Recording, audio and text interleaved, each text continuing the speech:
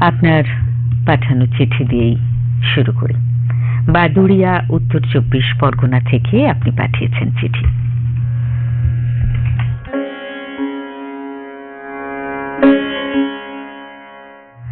বাবা অসুস্থ হয়ে ঘরবন্দি হলে তার অষ্টপ্রহরীর সঙ্গী ছিল একটা সবুজ মলাটের ডায়েরি, যার পাতায় পাতায় বাবার যৌবনে দেখা সিনেমার নাম, দেখার তারিখ, প্রেক্ষাগৃহের নাম, সিনেমা কার সঙ্গে দেখেছিলেন তার বিবরণ।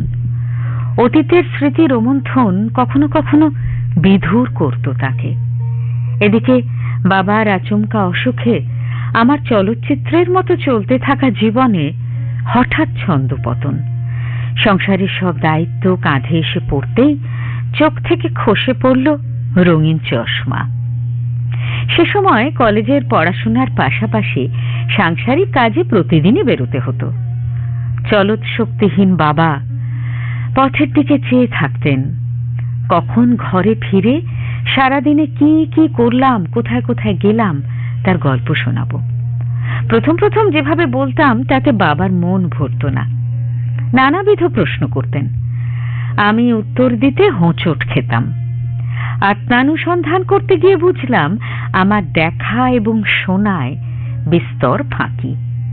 যে প্রশ্ন শুরুর দিকে বিরক্তির উদ্রেক করত, সেটাই বদলে গেল পর্যবেক্ষণে যত্নবান হতে। আমার চোখে দেখা জীবনের চলচ্চিত্রের নিটোল গল্প বাবার মানসপটে নানা রূপের ছবি ফুটিয়ে তুলতে শুরু করলো। সেজন্য সারাদিন অসম্ভব কাটাছেঁড়া চলতো আমার ভিতরে।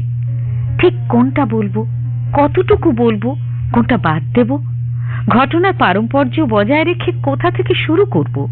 অনেকটা চলচ্চিত্র পরিচালক যেভাবে সিনেমায় জীবনকে ফুটিয়ে তোলার সময় করেন। এভাবে নিয়মিত জীবনের চলচ্চিত্র নির্মাণ করতে করতে আমার দক্ষতা বৃদ্ধি পেতে লাগলো। বাবা মনোযোগী দর্শকের মতো আমার বলা কাহিনী সিনেমার মতো করে দেখতে লাগলেন। একদিন খেয়াল করলাম বাবার চোখ থেকে জল গড়াচ্ছে।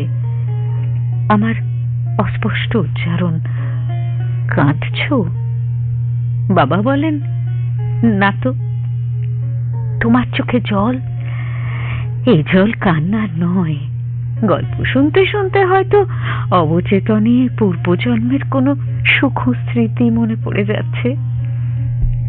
বাবা আমার হাতে হাত রেখে বলেন, এই দেখার চোখ আর শোনার কান কখনো নষ্ট হতে দিস না।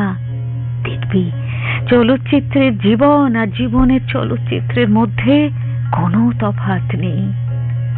আমার ভেতর আরো শ্রোতার দরজার কড়া নাড়ার ইচ্ছে অপ্রতিরোধ্য হয়ে ওঠে। শব্দ দিয়ে জীবনের চলচ্চিত্র নির্মাণের সেই শুরু।